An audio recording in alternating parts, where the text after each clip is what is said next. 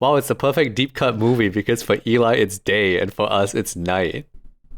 It's so bad. Time zone humor. Time zone humor. I'm Wilson Lai. I'm Benjamin Yap. I'm Eli Sands. I'm Alexander Lee. And you're listening to Deep Cut.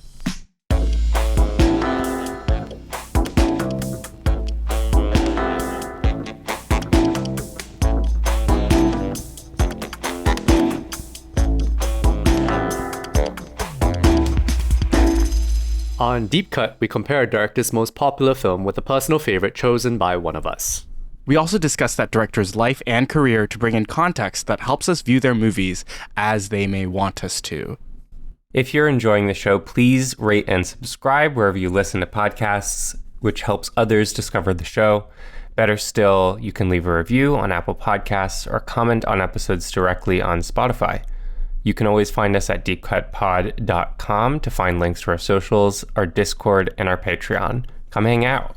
Welcome to our second episode in our Hong Sang-soo series and our collaboration with the Asian Film Archive. We are very, very lucky today to be joined by Alexander Lee, who is a programmer at the AFA, who is here on the podcast today to talk about Hong Sang-soo's 2008 feature, Night and Day. Welcome to the podcast, Alex. Welcome. Hi, hello. Yeah, nice to be here. Thanks for finally. Yeah, I've been listening to you guys, so it's really nice to be on the podcast as well. Yeah. Oh, that's so sweet. Before we get started, would you like to give a little intro to yourself and also to this Twin Tales Eric Rohmer and Hong Sang-soo series that you've got cooking up at the AFA? Hi, I'm Alexander Lee. Yes, and you can call me Alex. Yeah, so I'm a programmer with the Asian Film Archive. And yeah, a bit about the program. So, spanning decades and continents, Twin Tales, Eric Rohmer and Hong Sang-soo explores the affinities and the divergences of two major filmmakers who are drawn to deploying ironic premises and structures to follow characters who drift and fumble through urban life, navigating social proprieties in search of meaning and connection. So, the program features Rohmer's acclaimed works as an entry point into his oeuvre, alongside Hong's early lesser-known films from the early 2000s and 2010s. So Twin Tales presents a cinema where characters, guided by their inner worlds of language, ethics, and desire, often collide with the stark reality of an ephemeral existence. I am so jealous because I am not in Singapore and you guys are putting on this series, and you and Ben are leading post-film discussions for some of the films that are screening there. It sounds like it's going to be such a blast, and I encourage any listeners that are in Singapore to catch it. Alex, I have a question for you. I was wondering what sparked this idea of pairing these two directors together in the first place? So we know that two filmmakers are really popular, I guess, in our current zeitgeist right now. So we just wanted to pair Hong Sang-soo with Eric Rohmer because they have a lot of affinities, like as I mentioned previously. Films dealing with really, I guess, really pathetic male characters as well as yeah, and really True. My role models. I think films dealing with a lot of ethics and morals as well, I guess, in the main bulk of their filmography. So I thought I wanted to put them together. One other challenge I decided to put on myself with this program is to actually program films that have not been screened in AFA before. So with Hong's titles, I wanted to program films that are not screened at AFA before. Hence, a very interesting pairings between Rohmer and Hong Sang-soo as well. And for the Hong, it's almost like all deep cuts, I would say. Yeah, mostly deep cuts. Yeah. And then from that, I guess I would ask you, what do you think is the popular pick? Because, I'm kind of curious what you guys think the popular pick would be. Because usually we cover one popular film. For Hong Sang-soo? Yeah, for Hong. Probably On the Beach at Night Alone at Night. Yeah, I think those are really popular, but I think within this program, I think it would be Woman on the Beach or... Oh. But I was asking outside the program. Oh, outside the program. Since these are all deep cuts, yeah. Yeah, I would say Claire's Camera and a lot of with Kim In-hee stuff. Yeah, I think those are really popular stuff. So the star power stuff, right? Yeah. It was really funny when I found out about the program because Alex and I met for the first time at this Margin Mag launch. Shout out Margin Mag, which is on their second issue now. And then I was just chatting with him and he was talking to me very obliquely about the program that he was doing. And he was like, oh, it's pairing two directors. Then his wife walks up to us. It's like, you will be very interested in this program, Ben. I was like, what? He was like, it's a French director and a Korean one. I was like, wait a minute. I immediately connected the dots. Mr. Police, I gave you all the clues. I drew all the diagrams. I was like, who else? How many French people He have we drew the covered? Hong diagram. It's fate. Figured it out. So that is how this collaboration was born, if people want to know. It was just me connecting the dots. Anyway. Also, Alex, you're married. Yes, I'm married. 3 years. I want to bookmark this for later. It's such a terrible out of the blue question. By the way, you're married. Yeah. But I was watching this movie as a married person must be fun. It is fun. It's very different. The three of us. I think comparing this to Love in the Afternoon as well, yeah. So there's a lot of That's true. Yes. Yes. Yeah. Yes. I didn't remember this one was paired with Love in the Afternoon, but I had a hunch. Yes. And you're right. And you can listen to Ben, Eli, and I talk about Love in the Afternoon on our 25th episode, so really early on in our podcasting career. And I think, well, in my opinion, compared to last week's pairing, I think Love in the Afternoon and Night and Day pair better together than, in my opinion, Woman on the Beach and The Green Ray. But we can talk about that as well later on. Yeah. Let's get into talking about Hong Sang-soo's Night and Day. So, Night and Day is Hong's 8th feature film, and this was the film that directly followed Woman on the Beach. And it was a big film in Hong's career because it marked a turning point. Woman on the Beach was the final film that he shot on 35 millimeter, and Night and Day is the first film that he shot on digital. And I think it's sort of reflected in the long ass running time of this movie compared to other Hong Sang-soo films. It also explains why it looks bad. Fuck you, Ben. I was gonna say that it looks really good. Like I thought the colors are beautiful here, and him just shooting in Paris is magical. But yeah, we will get into it later as well, I guess. I didn't realize that we would have to do this episode. I thought we would wait until It's a little overexposed. until talking about In Water to talking about his cinematography choices. But yeah, I guess we're here. But it runs at a staggering 2 hours and 24 minutes. And the film tells the story of Sung-nam, a painter who is married, who has to flee to Paris to avoid getting caught because he maybe might have not gotten caught smoking weed in his hometown in Seoul.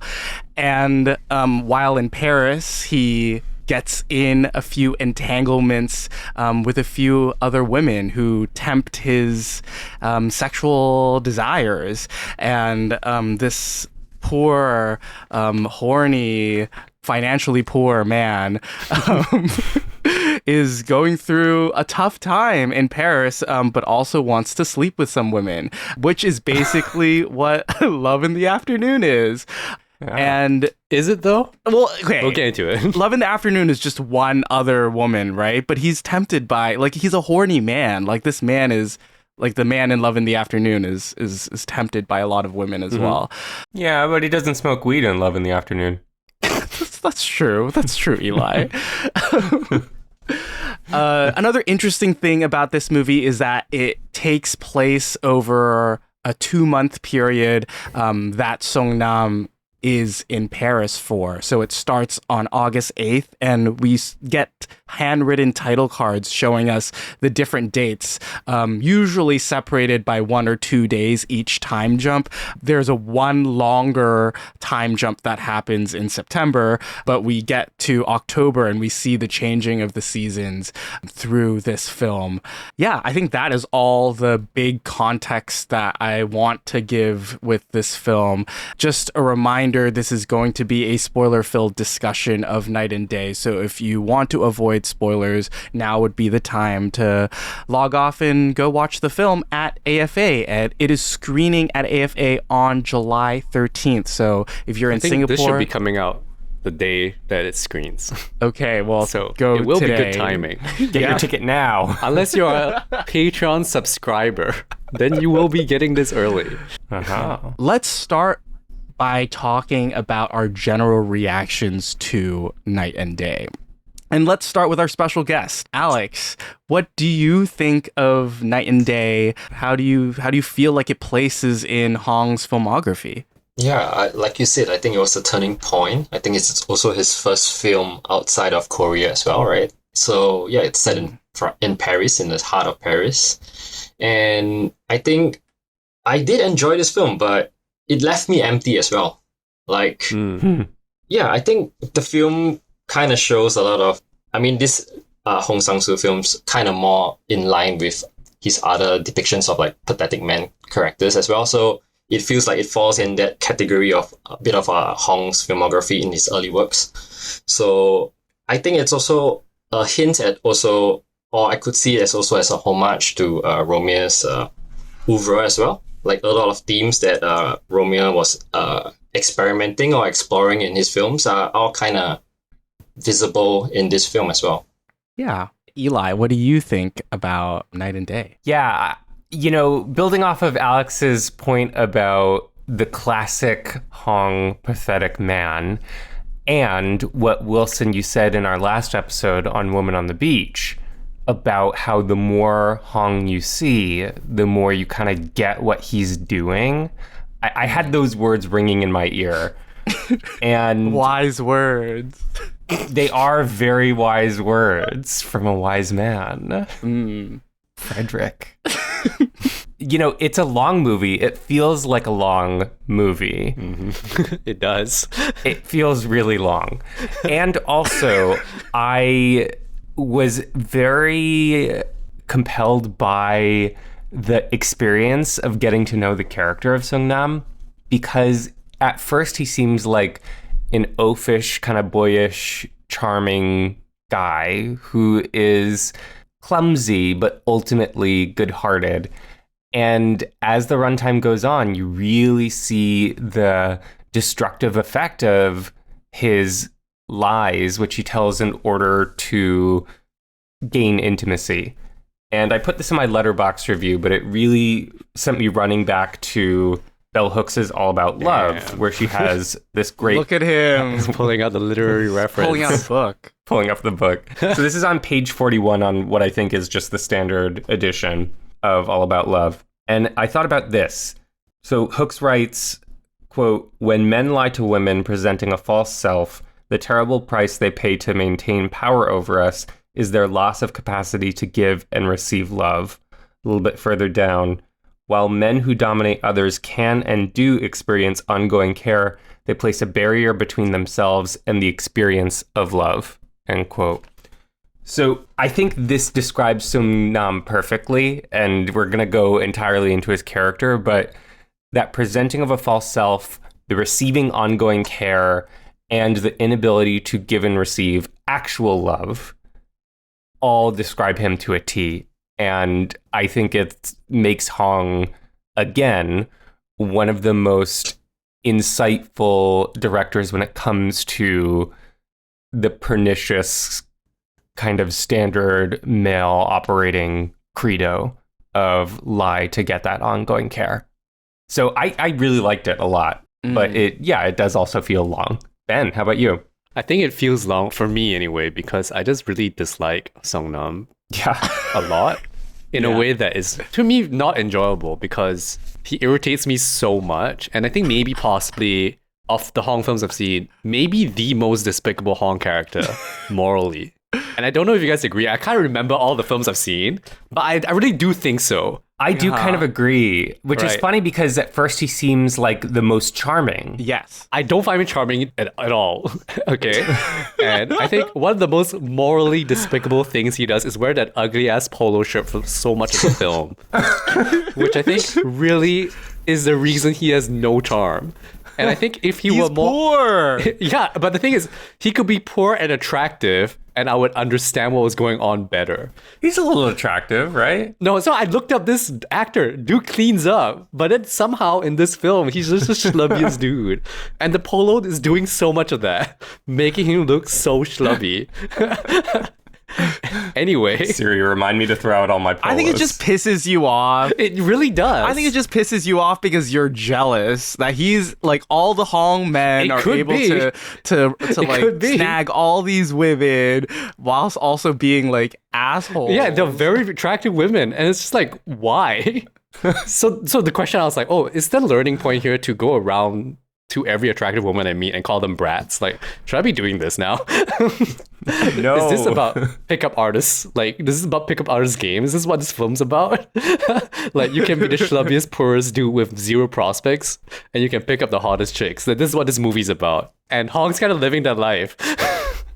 So maybe he's right. I don't know. I think that's taking the wrong message from this movie. I'm gonna say it. I mean, it's not a message I'm trying to take from this. Oh my god. I'm just saying you could read it this way. But anyway. Yeah, I think on the note of like, I guess, most pathetic or shittiest male characters, protagonist Sure. from Hong's filmography, I think he's also, I guess, on the same, almost the same level as the character from Woman is the Future of Men. I haven't Yeah, seen so- that. I haven't seen Yeah, that so one I either. think that one's a more brutal Alright. film. Yeah, like, it's a more incisive film on pathetic men. Interesting. Yeah, so yeah, do check it out. Oh. I did, I guess, enjoy-ish watching him being pathetic to a certain extent. But I think as it went on, I was like, oh, this is just going on for way too long. But I do think the film really does pick up around like the hour mark where like more pieces fall into place. Yeah. And I start to see the shape of it because, for example, the main female character I would say is Yoo-Jung, played by Park Eun-hye. And she kind of comes in much later and establishes herself as kind of the main romantic lead on the other side of Songnam, I would say. And she actually wins a acting prize for this film at some festival. I'm not sure which wow. one. Cool. And I think it's when she comes in and she really makes it much murkier what's going on. And I found that much more interesting. And when other lies come to surface that have nothing to do with Songnam, that's also when like it becomes a much more interesting film to think about in terms of the characters and in terms of like Yeah. in terms of what Hong is trying to do in terms of the morality of it. Because I think this fits very nicely with Rohmer's Moral Tales because this is a film about Yes. morality and about lies and about what you deserve when you lie. And it is interesting what you can kind of read from it. Although I think something that kind of didn't really sit right with me from a stylistic angle was the voiceover, because the voiceover was maybe too much. And also like, if I was going to get voiceover, I would kind of have hoped for it to be a bit more insightful as to what's going on in Songnam's mind. But they tend to be a little bit simple commentary to what's going on. I think that does tell us what's going on in Sure. his mind, Oh, that he's simple-minded. or what he doesn't see about his behavior. There's nothing much going on in his mind. Yeah. I mean, I struggle with the films from Hong that are like this because I'm just like, why do I do this? They're not neat. Like, Rohmer's films are neat in terms of what he's trying to say. And that could be taken as a knock against those films because I think Hong's films are actually strong because they are murky, but Yeah. they're so murky until I'm like, what the heck did I just watch? So I'd love to hear what you guys But think. this is still pretty like straightforward compared to I guess so. like your classic split in half Hong movie. Like we really go through a narrative and we follow Songnam as he sort of matures over his 2 months in Paris. But I really like this movie. This was my second time watching the movie. It's so funny that you, Ben, say that this is your like least favorite sexually frustrated male Hong protagonist, because I wrote in my initial review. No, I didn't say that. I said most morally despicable. Okay. That's different then. But I said in my first review of this film that he was my favorite out of all of Hong's male protagonists because he's like so ridiculously pathetic in this movie, and he just fumbles like literally every interaction that he does with, well, not fumbles everything, but I would say that he's like messing up all the time. And like I thought this was so lovely. Like no joke, this is a long movie, but I was very compelled, even on a second watch, by Sung-nam, and I personally also was in a similar situation to what Sung-nam is going through, and rather than have it painted to me as like a bleak time, it's nice to like have a comedic like spin on being like trapped in another country and like needing to like make friends or make a life and fumble through dating or like sexual frustration as part of that. And that's what I like, yeah, really loved about this. I thought the performances were so good. The dream sequences were great. Like all the animal stuff that I have no clue what exactly is going on, but what's going on? Still like a classic Hong oddity that is happening. Yeah. And the brief moments of like translation errors or translation achievements that Sung-nam has with the French people are also lovely to see. But yeah, those are my general thoughts on the film. So where do we begin with this film, really? I think the most important choice in this movie, and bears more discussion than we've given it, is the contrast of unusually subjective formal choices for Hong, which are those voiceover and dream sequences, versus his typical objective kind of distancing devices, the, you know, long distance shots, the zooms and the clear, panning and tilting, those marks of his authorial hand that remind you you're watching a movie. Those sit so interestingly to me with those things that ostensibly put you into Sung-nam's subjectivity.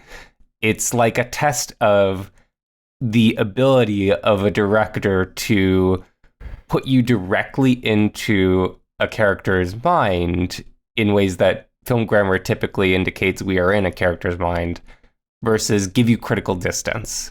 So I guess my question based on that is, are there moments when you are feeling more for Sung-nam or more kind of aligned with his emotional experience in your guys' viewing experience?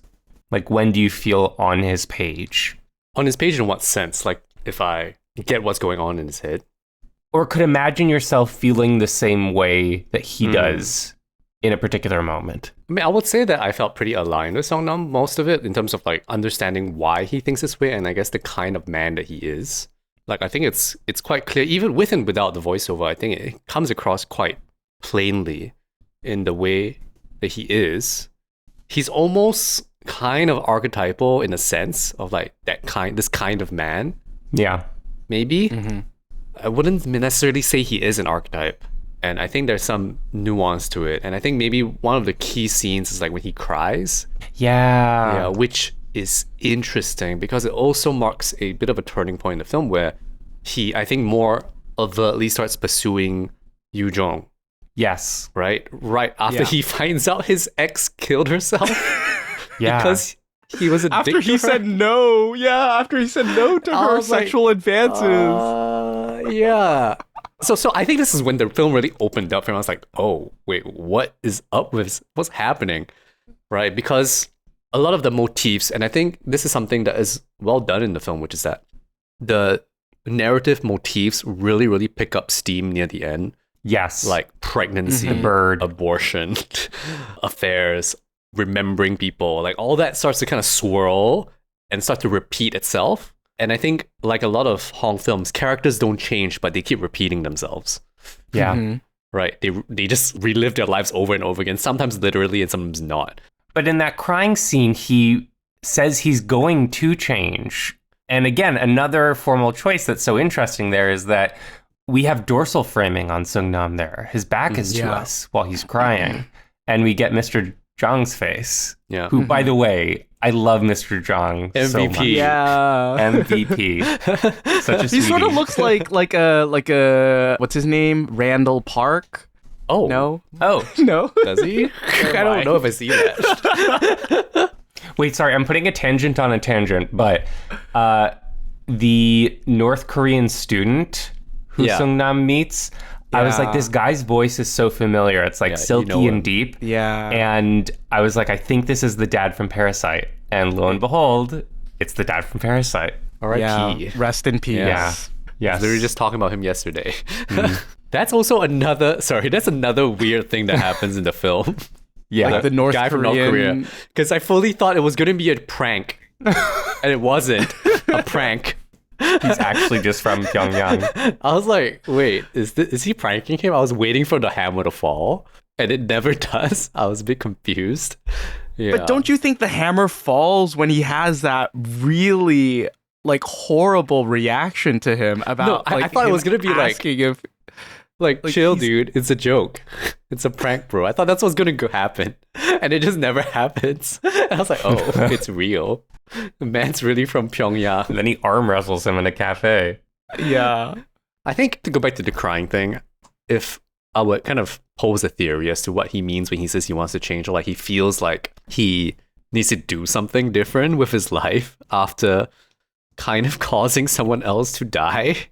To me, it's a moment that, and I think he does articulate this himself, that he feels like he's a bad person, Yeah. which is very rare for Hong men, right? To admit to themselves that they're bad.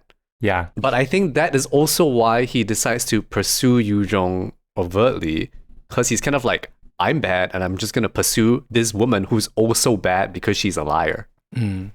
Or that he takes the wrong lesson from his guilt, that he needs to be more direct about what he wants, but he is still fundamentally lying Yeah. and being dishonest in the process of kind of being direct. I think that's what I mean by he is now pursuing another liar, and he thinks that makes sense. Right. But that's complete conjecture on my point in terms of like what's going on in his head. When he learns that she is a liar and that she Yeah. plagiarized her art and is actually no longer in school, Yeah. I view that a little bit differently, where I think that he views it then as like lower stakes to try to pursue her, where like he can lie to her because she's a liar too. Oh. And that what he says then doesn't matter, which allows him to profess his love for her when he, I think, doesn't really mean it. Mm-hmm. Yeah, it seems like, he was shedding his false self and just being very direct and upfront about chasing her. Yeah. Yeah. Letting a deeper false self come through. Yeah. And you like need to like remember that the reveal that Yoo-Jung is a liar happens like the day before he finds out that Min-sun killed herself. So it's just like two of these big like narrative reveals happen in succession, which lead him to be like, yes, I must profess my true horniness / affection towards this really pretty girl that I like. But he seems to not be able to differentiate between what is lust and what is love. Yeah. Which a lot of Hong men seem to struggle with. I mean, is it that they don't know how to differentiate, or they are masking lust with words of love? It seems like they're confused all the time. I don't know. Yeah. I don't think that he's very confused. I think he's very clear with what he wants once he reaches that point. So the crying is very strange. And then like, it does feel like he, for some reason, knows this is going to work. He just becomes so aggressive, and it somehow works on Yoo-Jung in a strange way. Right. When she first like kind of resists him on the bridge, and then suddenly capitulates and changes, right? It's kind of strange. And I think Yoo-Jung is an interesting character because contrary to Song-nam, we have no internal access to her, and she's quite an erratic person, right? Yeah. Similar to, I guess, Moon-suk from Woman on the Beach. Like somebody who kind of like oscillates between like affection and then like distance. Yeah. Very weird person. Yeah, clear example of that is when he finally professes his love to her, and this is happening in a scene where she is like slapping him like every word that he says, and then he says, "I love you, let's go to Deauville." And when that happens, there's an immediate like shift in her personality, and she's like all smiley, and she's like, Yes, let's go. Yeah. You know, in Woman on the Beach, with the character who's erratic there, we get some glimpses of her backstory that maybe explain that oscillation in behavior. And here, I do think that the lying, or the reveal that she has lied and plagiarized her portfolio and gotten kicked out of school and begged for the person from whom she plagiarized to not tell anyone, I think that tells us a lot too. Because that reads as someone who is dishonest in the name of appearing more perfect to other people, who is hungry for approval and affection and does not want to seem imperfect to anyone. Like no vulnerability, no flaws exposed. And when Seung-nam gives her the easy, cheap words of "I love you," I think that temporarily fills that gap for Yoo-Jung. She is a strange character because I think kind of like my hesitation in Woman on the Beach was like Moon-suk's sudden change. Well, not sudden, I would say, like kind of starts leaning towards the director Kim character. Here it's also like the question of what she wants from this and why she's attracted to him. Because I mean, from my standpoint, I don't really see a lot of the charm of Seung-nam, considering that like if he was rich, it would make more sense, but he's not. He's like poor, and as a painter, he has not painted a single thing in his entire movie, you know. So there isn't like an artistic attraction or a monetary attraction or a looks attraction or like, you know what I mean. And he's also a kind of a klutz doofus kind of like vibe. So not even like a language kind of attraction. So it was very strange to me anyway that she would reciprocate, because I can't understand what she's trying to get out of this aside from literally just physical affection. Or maybe that she can toy with him and that might be fun. Yeah, I think it's a combination of this approval from an older guy and also because he's kind of boyish in a lot of ways and oafish, she does some taking care of him as well. Like it's a double kind of parent-child lover kind of complex Freudian thing is how I read it. Not to bring Freud back into our conversations. He's coming into our rooms. Yeah. I don't know. I really struggle with kind of a lot of the characterizations with this. I think someone that like works for me and like kind of makes sense for me is Min Soon, the ex-girlfriend. Because she helps you understand Seung-nam and like the fact that he doesn't recognize her after dating her for 10 years. Yeah, that's wild. Like, bro. And then later on in the film, he professes to Yoo-Jung that he will not forget her ever. And you're like, yeah, bro's forgotten people before. Right? Good catch, Ben. Yeah, and I'm just like, like, in terms of what a Hong film really is, a Hong film really is just like a character portrait, right? And it's kind of like, here's this guy. There's a question of, does he know how inconsistent he is as a person? I'm not saying he's an inconsistent character. I'm saying he's a pretty inconsistent person because he forgets things very easily, forgives himself very easily, and morally sometimes takes accountability and then very easily sheds that accountability as well.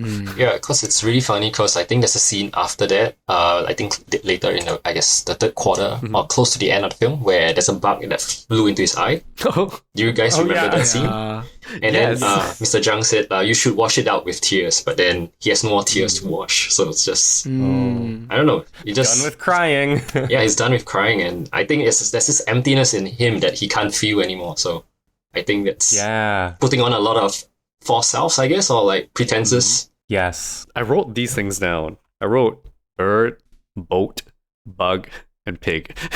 Pig. Which happens in the dream sequence. Oh, yeah. Yeah. I was like, what was that actually? Because these are the four elements. I was like, what? The bird is like when he's walking past his film set and then a bird falls on him and onto the ground. What was up with that? Why did I write boat? Boat is when he puts the paper boat down the drain. It's so funny that he has to explain to the PA that his, like the bird dropped on his shoulder, and I'm like, why do you like what's the use of this conversation that's happening right now? But I'm having so much fun listening. But I was like, why? Yeah. These four elements are the strangest. I mean, the pig you can not forgive, but like makes the most sense because it's a dream. So I'm like, okay, it's a dream. But these three inclusions are very random. I want to add cloud to your list. Which one?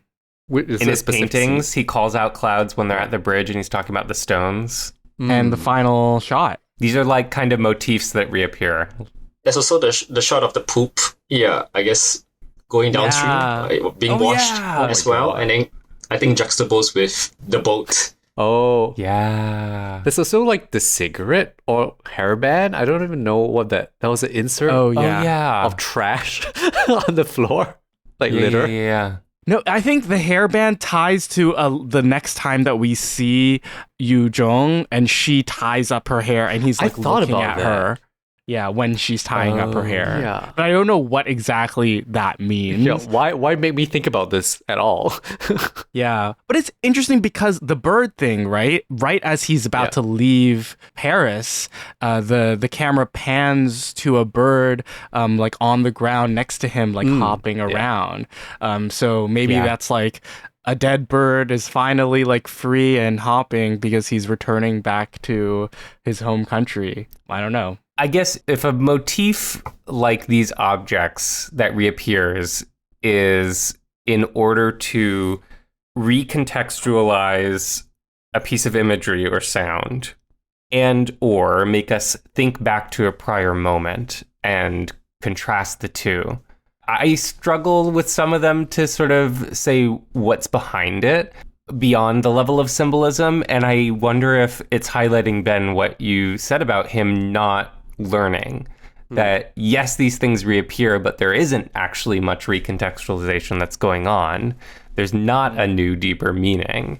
He's just sort of bumbling through these objects. Is this just vibes? Because the thing that's popping into my head right now is that this film feels like a Murakami short story. Ooh. Oh, Jesus. Say more. Which I think some people would hate to hear me bring up. But let me explain. Just from a tonal vibe, I think the character you can kind of understand maybe is like a Murakami man, maybe. But I think those random occurrences and the dream sequence gives it a kind of sort of otherworldly character, which also contrasts very much of the low-key nature to the cinematography, to put it lightly. That gives it a realist, almost documentary-like look, right? It's like, oh, this is just like a camera. It's not really dressed up. But then those moments give you this like, huh? Kind of like response that Murakami stories kind of give me as well. And then there's no explanation as to why that is a thing. It's just kind of like detail that is like interesting and gives the world a bit of an off-kilterness. And I do think Hong films have an off-kilter nature. 100%. Right. And I do also kind of think of them as sort of literary-ish compared to like a movie. Ben, I just have to say that was like a top 10 classic, huh? Like that was like the perfect huh? Platonic ideal of huh? Let's put it on the soundboard. Yeah. Would it be a good exercise to maybe talk about Sung-nam in comparison with Rohmer's Frederick in that Love in the Afternoon? The thing that I was kind of alluding to at the start, which is that Frederick's main thing is that he doesn't want to cheat on his wife. That's his like main principle. He wants to feel like he might, but he never will. And that's what he tells everyone, or what he tells himself, right? But why does like being in his subjectivity to me feel like I feel dirtier, like for Frederick, with thinking back to the Love in the Afternoon sequences where he's just talking about the women and like those like the sort of like montage sequence that we have in the middle of that film where he's like dreaming about women, and like why does that feel like so off-putting to me compared to like the fumbling of like him trying to suck on Yoo-Jung's toes in that dream sequence? Like I was laughing. I was not like, this is gross. Like it's kind of gross, man. It's pretty gross. But like I don't know why like to me, like I would like to just maybe talk about why it feels more sinister coming from the Rohmer male lead, or if you guys don't agree, like why do you think? Right. No, I think there's an inversion in terms of the way that they think about their morality, right? Frederick believes himself to be loyal to his wife, but that is despite the actions that he does and the way that he actually thinks and feels about Chloe in Love in the Afternoon. Here, it's a little bit inverted because I think you can feel that Song-nam knows he's doing the wrong thing and he's doing it. You know what I mean? And he's taking the opportunity being in Paris to be a bad person, and he knows it. And so I think Songnam is, as a character, feels less annoying because he is being exactly who he says he is or thinks he is. You see? He's not lying to us or himself. Yeah. Exactly. So, I mean, he still does lie to himself. Like, for example, the remembering Yoo-Jung thing. But he doesn't know he's lying to himself because he's an idiot. But I think Frederick knows because Frederick has tension. Yeah. But Songnam is a bit simpler. He's simpler as a person. Yeah, I agree with that. Yeah. And I think for Frederick, I think we'll really immediately are inside his head at the start of the film with Love in the Afternoon. I think with that whole dream sequence or like fantasy sequence at the start, we are put into his head and we're thinking about, we're kind of in his body and just seeing from his point of view. While with Songnam, yeah, it's really a matter of fact. Yeah, so I guess that's pretty much. And also Frederick is more overt with the way that he talks about morality and principles compared to Songnam, who's more like oafish, as you say. He's kind of like head empty. Which is why his VO is also pretty head empty. Right. Yeah, there's a lot of justifications with Frederick. Yeah, while Songnam is just living day to day. Yeah. Good goldfish. Living in the moment. Yeah. No phones. Just living in the moment. Just horniness. just that's it. I will say though, like, do you guys feel like films from the 2000s era, like when they look like this, it's kind of interesting because to me it feels more modern than it actually is. And I don't know if you guys have the same feeling. Like, it feels like this is from 2010s, but it's 2006 or whatever, right? And I don't know why. And then you realize that there are no iPhones in this universe yet. And it's kind of weird. Yeah. Is that right? Because it's 2008. He is having like long distance international phone calls. He's even having phone sex. Like, it's pretty modern. So this movie is 2008 and the iPhone was invented in June 29th, 2007. It is set in 2007 because in the opening title cards, they say he gets caught in June or July of 2007. Also, the iPhone takes a while before it proliferates, really. Yeah. I was there. I was alive. Can we talk about that weird, like, masturbation request phone call sequence? Because I thought that was... Why? It was pretty chill. No. Well, okay, I thought it was, like, timed perfectly. I think he just like leaves us hanging like just long enough for us to like start getting like uncomfortable and then cuts out when they're about I was kind of bummed he cut away though. I was pretty bummed. These are the parts I want to see. Benjamin. You are watching these movies wrong. Could I just say that? No. You are watching these movies wrong. What do you mean? This is the only way I know how to do it. On the phone. Oh my god. What does that say about podcasting? Oh. Jesus Christ. Don't even go there. We have company, guys. Don't even go there. Sorry, Alex. It's alright. I don't know, like, this Hong series is so messy, and I think it's Hong. Yeah, he really brings out the mess in men, and I think that's what it means. Yes. Yeah, I think that's what the films are like. Because, like, they are interesting because I think if you watch it as a man, and then you're like, okay, it's annoying, but then you also kind of have to admit that, like, sometimes you think like that as a man, or especially as a straight man, and you're like, oh, fuck. I think that's true, that he holds up an uncomfortable mirror in some ways. Like, it's kind of the same thing that made me go back to Bell Hooks. Not, I think... He's like, I'm not like that. I need to read bell hooks. Right. There's a difference between from this man.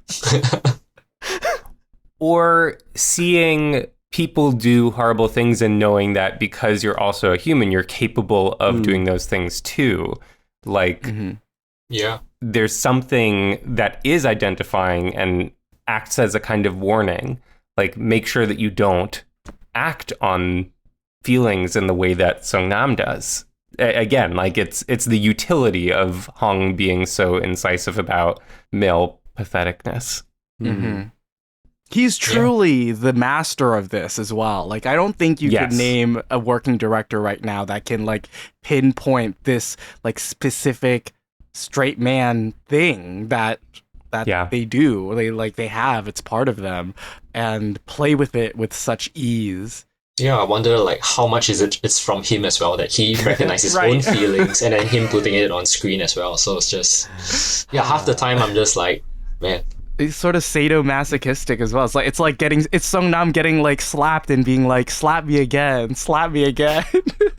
Right. There's a lot of credit to be given to Hong, like especially the fact that we can all tell that these are very autobiographical in some sense. Yeah. And his willingness to let his men be so pathetic to such an extent with almost no redeemable qualities. That's very difficult to allow yourself as a creative person to write and to dig in deep.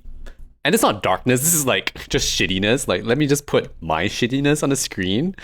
No qualifications, no justifications, just like that. This guy sucks.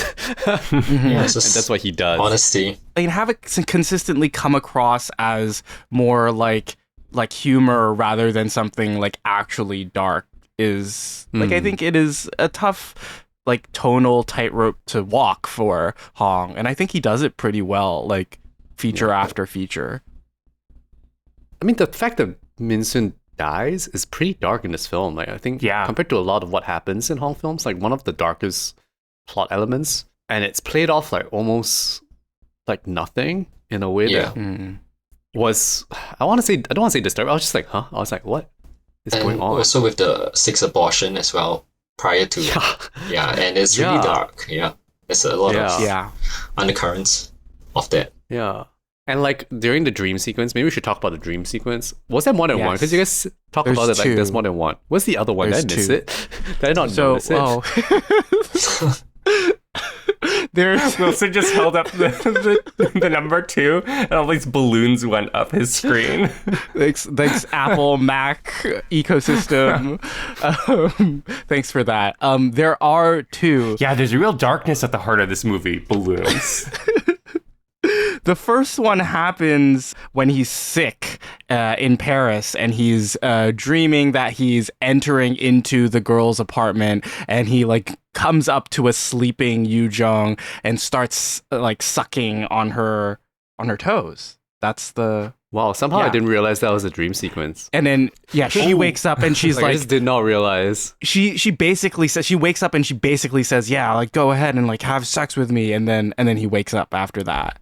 So like that was like definitely like a horniness like fueled dream sequence. And then the very elongated one at the end when he arrives back in Korea and is reunited with his wife Sung-in, who reveals to him that she has also been a liar and she lied to get him to come back by telling him that she was pregnant. But he has sex with her, and then while sleeping, he dreams about being married to Ji-hye, who was the girl that Yoo-Jung like ripped off of, which is very interesting because you would think that he would be dreaming about Yoo-Jung, but I think Yoo-Jung at that point is already so far past his mind, maybe, that he's not even dreaming about her, that he's just dreaming about the girl that she ripped off. And this is a good dream sequence. You're kind of convincing me. This is a very good dream sequence because I agree. It's basically Yoo-Jung has fully plagiarized Ji-hye until she is Ji-hye. Yeah. But then he's mad at her in this dream. He's mad at Ji-hye because he's trying to visit his ex-wife now, Sung-in, who's sick, and she has conflicted feelings about it. And they get into an argument, and he starts yelling in his dream, which leads into Sung-in getting mad at him after in real life because he's yelling her name in his dream. Like when I was watching that dream sequence, I was very confused because I did not recognize Ji-hye because we see her like once. Yeah, and I was like, is this a daughter or is this just another girl? And I didn't really recognize her, and I was like, is this so far in the future that now a daughter exists? And that maybe this is Yoo-Jung's daughter or something like that? So I was having a very weird read of it before I realized it was a dream when like he wakes up. Which was still interesting because I was like, oh, is this weirdly for a Hong movie moral comeuppance, which is very rare, right? And the thing that I was kind of picked up that I thought was kind of interesting was how there's this very random throwaway comment about his mother being like like not around, like she's like late, and they're like, what's up with her? And they don't know, which ties into the lie that he tells Yoo-Jung when he leaves Paris, which is that he says that his mother is sick. Right. So I thought that that's what we were going into. Like the moral comeuppance of the lies kind of biting him in the ass by coming through true or whatever, like kind of a boy who cried wolf kind of situation. But then when it's revealed that it's a kind of a dream sequence, I was like, oh, okay, that's not going to happen because that's not what happens in Hong movies. But I think in that sense, the construction of the dream sequence shows you the things that are on his mind in terms of like what he feels maybe guilty about. But it's very oblique. Like you really need to dig in deep, which makes it feel more like something that you would see in a novel. Like it's more symbolic. And things kind of operate in the way that dream logic operates, right? Like the pig by the window, or the bike rider going way too fast, and it actually not being Ji-hae's fault that she drops the pot that they're gonna give as a present. Yeah, I also like how the camera kind of bookends the dream sequence as well, like with the camera tracking up to his painting, and I guess we kind of finally see his painting. Yeah, his cloud with the clouds. Yeah, I think the first few. Yeah, I think that's another interesting point to talk about. I guess with clouds, I think it's a very stagnant painting of clouds as well. So I don't know, reviews a bit. You think it's not very good about his character development? Yeah, I guess him being stuck. I don't know. Stuck, but ultimately substanceless and lacking form and changeable. Cumulus. More like cumulonimbus. I don't know any of those terms. I know one of them. Should we talk about how this film looks? Sure, Ben. Why don't you start us off? Were there zooms in Woman? There were zooms in Woman on the beach, right? Yes, there were. I think he only starts doing it the film before. I think he only starts doing it in A Tale of Cinema, I think. He's discovering the zooms at this point. The zooms and pans and tilts in this are very, very overt. Yes. Yeah. Right. Precise, I see. And yeah. I remember the first time I saw Hong zoom, I was like, what the heck is this? And I was like, is this just bad? Like, I don't know. I didn't get it. Maybe it wasn't Right Now Wrong Then. I don't remember. I was just like, what? Is this good filmmaking? And I was at the point where it's like feeling like movies needed to look good to be good. Necessarily. And I do kind of like wonder how to think about how Hong decides when to zoom. I don't know if I have a pattern or like reverse engineered credo for when he zooms, but to me the zooms remind me of his strong authorial hand, and they remind me as I'm viewing that I'm watching a Hong Sang-soo movie and that this is being shaped by someone. Kind of to that thing I was saying about how on the one hand this is kind of a more subjective Hong movie in that we have closer access to Sung-nam, but we're also still being held at a distance by these reminders that this is a Hong Sang-soo movie. The zooms, perhaps even more than the pans, accomplish that for me. For me, I saw it as him editing filmed reality as well. Okay. So he's just editing on the spot, feeling the performances, and then just zooming it when he felt. Yeah. And especially with a lot of like the establishing shots as well, it felt like he was editing on camera. Yeah, with a white close-up of like a museum, panning to the white shot and then back to the character. So just economical as well. Yeah, I really agree with you on that, Alex. And I think this also adds to the point that I was making last episode with how every Hong that you encounter sort of increases your understanding of him as a director is because he operates and communicates in his own language, basically. And that language, I guess, there's like a maintenance of the language, or there's like sort of an updating of the language as his filmmaking continues. And if you are a Hong head and you follow that filmography, you sort of see the variations on the language, not even just the camera language, but also in the oddities that are on display, or even the changes to narrative structure that he plays with. And once you've gotten so attuned to it, every change is kind of like joyous, like it's like a nice surprise for you to encounter.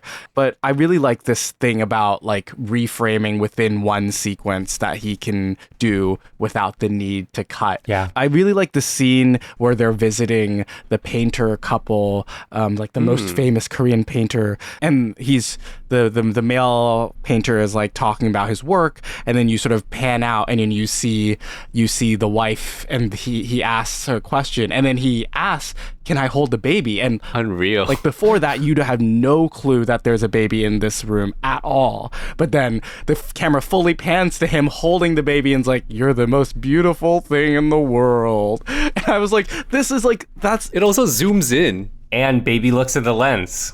yeah, and there's not really like a like there's no big meaning to this scene with the baby in the film, but like it sticks in my brain because of how wonderful everything is presented to you. And it's just like, yeah, that's like a Hong like gem right there that doesn't have any consequence. I think it has major consequence, the way that he patterns, or the way that he structures that shot sequence. Okay, go. what? Please. Yeah.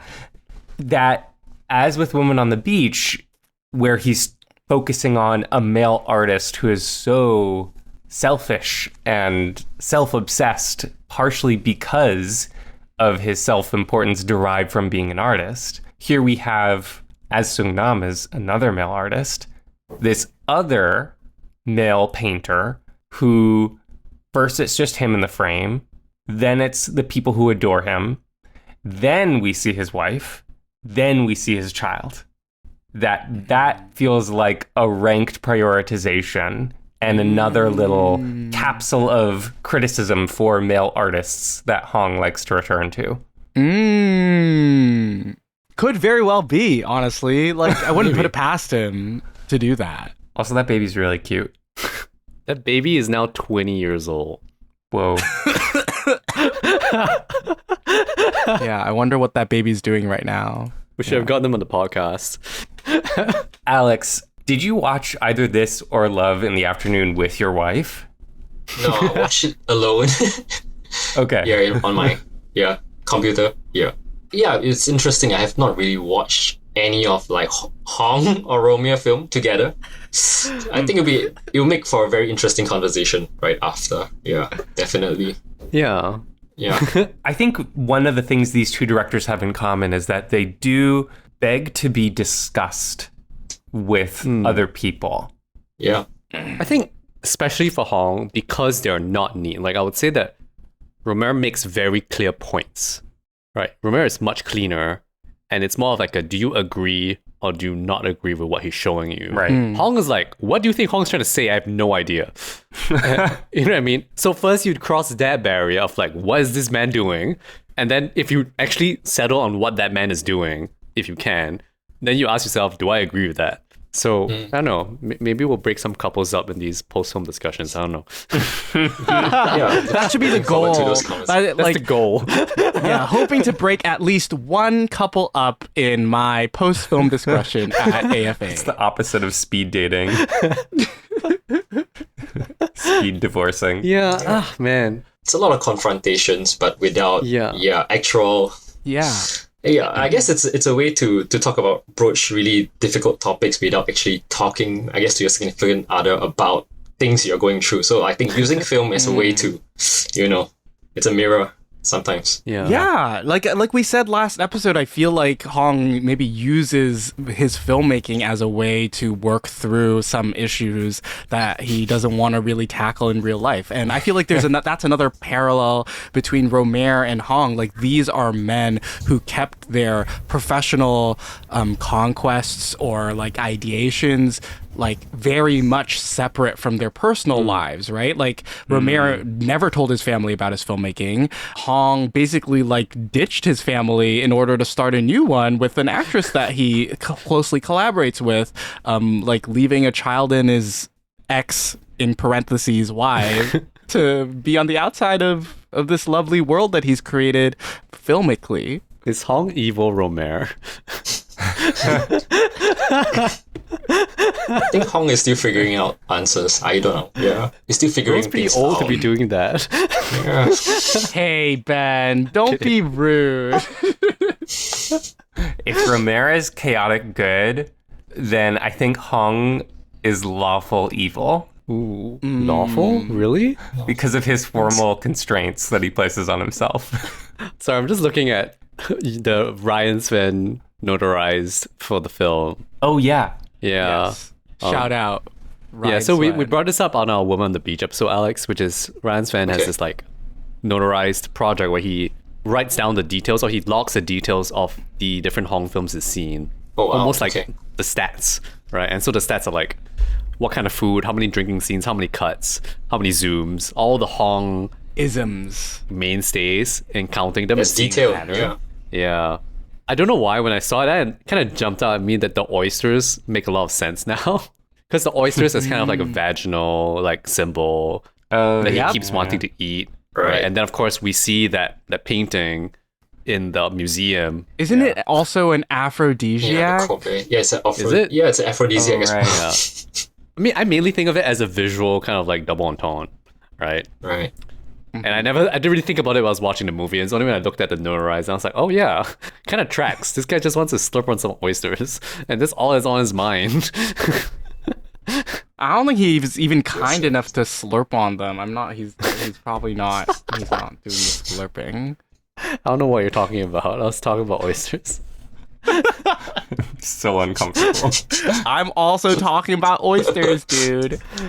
I wanted to ask about the opening of the film where it opens with information about what's going on.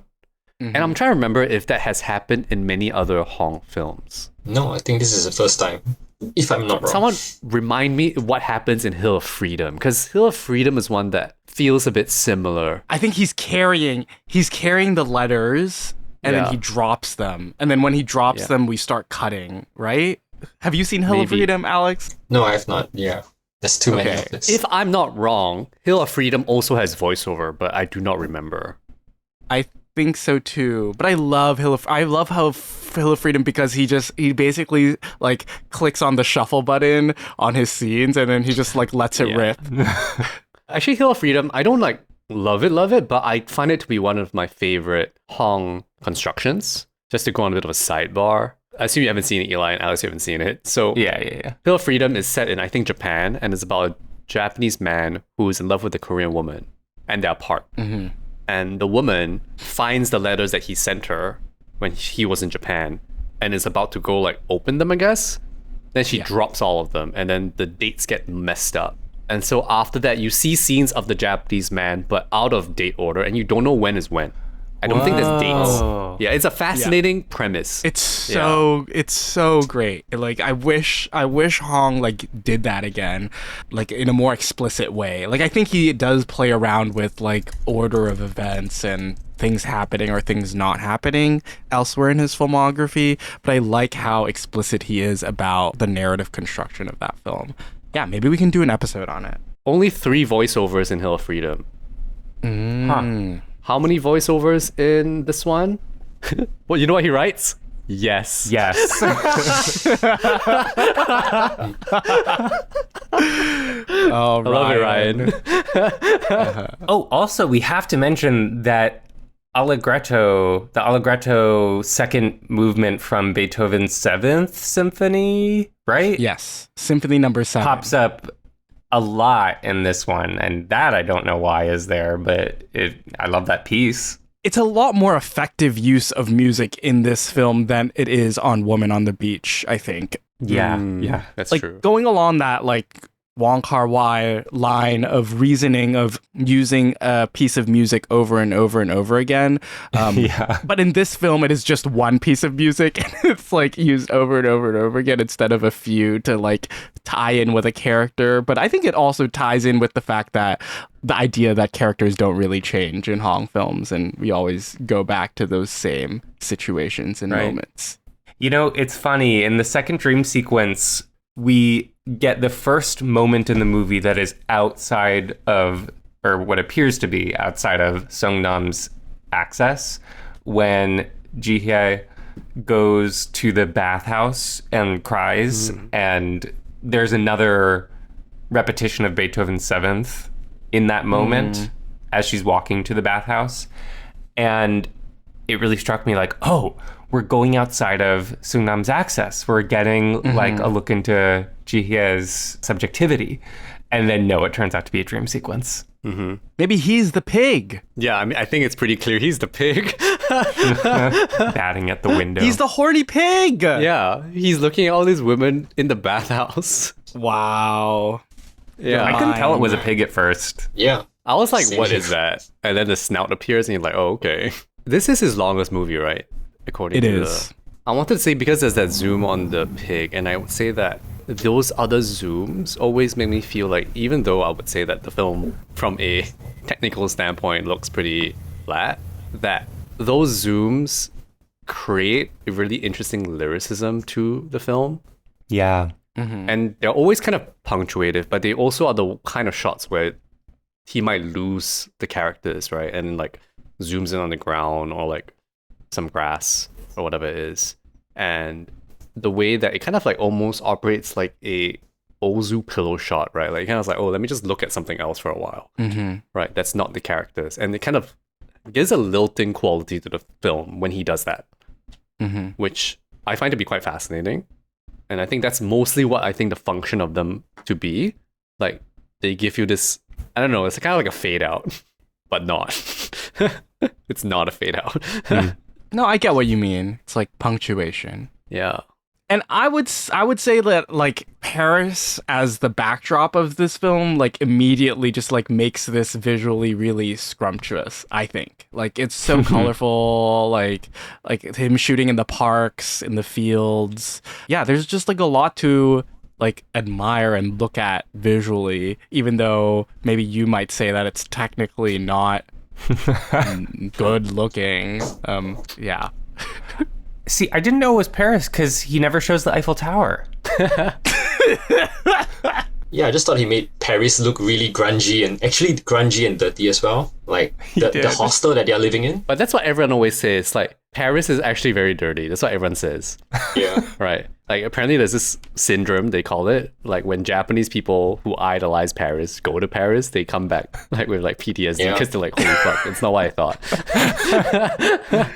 So I guess he's just showing Paris as I is. saw poop being flowed down the street. That's so funny. But I think what's really nice is actually the random background people. Because you don't always get so much of the other world in Hong films, you know what I mean? Right. Right. Yeah. Sometimes it's very focused on the main ensemble. Right. Like right. here, there's a lot of random other people, like the very first dude that asked for Oh, I love that first sequence. yeah. Like that miscommunication. Yeah, it's something that that's an idea that Hong like latches onto and then like carries through with his like Huper movies and like the movies like that sort of talk about people in different cultures.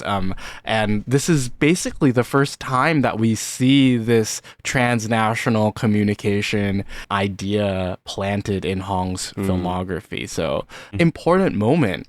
I do wonder how he writes these things because we know he writes them the day before. Did he do that at this point in his career? And also, how does he structure his films? Like, does he plan like the outline at all, or no? Yeah. Like, how is he doing this? I have no idea. So for Woman on the Beach, he had an outline that he presented to the actors, and I'm assuming that he had the similar approach to making this because it just happened right after. Oh, one more thing. Night and day, we barely see nighttime scenes outside. Most of the film takes place during the day. Yeah, that's interesting as well. So I don't know why he called it that. Maybe he was nodding to fellow deep cut director Chantal Akerman. I was thinking about that. Because that's also a film about infidelity, if I'm not wrong. I'm not sure. I haven't seen it. I think it might be. Not really infidelity, it's about relationships as well. Now I'm just looking down my notes and like just want to throw a few things out. The Bible plays a big part in this. Oh, yeah. Yeah. Remembering this right now, suddenly, many times it pops up. Yeah. Morality. Yeah. Because the Bible is the reason he doesn't sleep with Min Soon, which tracks very well with Love in the Afternoon, right? Because that's about like morality or whatever, and then doesn't sleep with her. But that's also, in a way, maybe what pushes her over the edge. Maybe just because he sucks. But that's how he justifies his actions, right? Yeah, Using the Bible. There was a quote saying like overcoming temptation not to be merely moralistic but practical. So I think he sees morality not as something to be cherished as much as it's just merely practical. Like he rather make things practical, easier for him to go through his life. It's opportunistic. Yeah, and I think that maps on very cleanly to his pursuit of Yoo-Jung as well. Yeah. Alex, is there anything that you want to leave our listeners with looking ahead to the rest of the series on Rohmer and Hong? Do you want to point our listeners to anywhere that you are online, that they can find you or work that you've done? So, Twin Tales, this program with Eric Rohmer and Hong Sang-soo will be screening from the 5th of July all the way to the 27th this month. You can find the films on asianfilmarchive.org. And if you're in Singapore, do come and catch the films. We'll be there with our special introductions as well. Yeah, which film are you doing a post-screening talk? Do it with me. I'll be doing it with Ben. Yeah. I mean, it'll be past by now, but there's one for Summer's Tale, and then you might hear this before, which is Yourself and Yours, which is of the 6 Hong films, probably my favorite of the bunch. Great, so you don't have to hear Ben complaining about the way that the film looks in person. I mean, it's like my one gripe. Actually, Yourself and Yours looks okay, which is surprising. I enjoyed it as well, Alex, is there like a favorite Hong or Rohmer film that you have? Since this is probably the one time we have you on. There's actually one that I could not put this in the program. It's called Day He Arrives. It's also shot in black and white, and it's a really fun, almost like a Groundhog Day with a lighter Hong character, male character. Living through almost like his nights, almost imperceptible to the other nights as well. So a lot of fun interactions, but sadly I couldn't bring the film in for this program. Because they were already played before, or? It's not in a format that we could screen it, so it's like in a very old format, So okay. Practically, we couldn't program this film. Yeah. That's a bummer. What about Rohmer? Is there a favorite that stands out? Actually, I really like The Green Ray. I think that's my favorite, even though it's the popular one. Fair choice. I mean, there's a reason it's popular, right? I think when the two filmmakers, when they focus on female characters, I think that's where it's a fresh take on them. Yeah. I do wonder, like, us coming to these films as men makes us maybe more cognizant of how shitty the men are. And maybe that's why we have this reaction. So I really am kind of curious about a woman's experience of the films. Like, when they kind of perceive the men and perceive the women maybe differently from the way that we perceive it. Yeah, that'd be an interesting discussion to have, actually. Yeah. I'm really excited to hear about the conversation that you lead, Ben, and sort of what you hear from the audience who just watched the movie with you. You guys want to do it live right now? How should I do it? Women only. Women only can answer. Then why am I this. there? Why am I there? No, I'm trying to think about how to frame them because, like, in a way, it's kind of like just a live podcast. Yeah. And actually, I want to speak as little as possible is currently where my head is at. I think go in with questions prepared to like pose to the audience and get them talking to each other. I think because I'm introducing the films, probably maybe pose 3 just like questions to think about before watching the film. Yeah. If I can think of 3. Yeah. Like vague-ish questions that could maybe trigger something. Yeah. I need to think about what it is for Summer's Tale because I haven't seen it in a while. But I think that's all you need really for these films. In a weird way, I'll say that because of Hong's murkiness, it's much easier to talk about him because there's a lot of question marks, right? Whereas Rohmer films can be a bit more, I guess, like simple in structure in a way. Yeah. They're more delineated. Very neat. That's why I love them. I love neat. Well, once again, thank you so much to Alex for joining us on the podcast today. You can see more of his work at the asianfilmarchive.org, and that's where you can find details about the film series that is going on right now, Twin Tales, Hong Sang-soo, and Eric Rohmer. Thank you for listening to Deep Cut. If you enjoyed this episode, please rate and subscribe wherever you listen to podcasts to help others discover the show. A great way to support us is to leave a review for our show or comment on our episodes directly on Spotify. You can keep up with us on Instagram, Letterboxd, and X at Deep Cut Pod, or follow our TikTok at DeepCutPod_film. If you want to chat with us and other fans of Deep Cut, come join our Discord server where we talk about movies, TV, music, and share what we are up to. We also have a Patreon. If you want to support us with a monthly subscription, we deeply appreciate it. Click the link in our description or go to deepcutpod.com to find links to everything we've mentioned here. A special thanks to our Patreon Deep Cut Pick supporter, Leah Lai. Deep Cut is hosted and produced by us, Wilson Lai, Benjamin Yap, and Eli Sands. Our cover art is designed by Justina Yam, and our theme song is composed by the one and only Eli Sands. I'm Wilson. I'm Ben. I'm Eli. And I'm Alex. Take care, and we're looking forward to talking about more movies with you next time. I have to mention, in the background of one of the shots, you can see the poster for Hot Rod starring Andy Samberg. What? You left this till the end? Sungnam falling down a hillside for 5 minutes straight. Is that important? Maybe it is. That's another dumb man. True. What's the timestamp for that? I need to find it. Okay.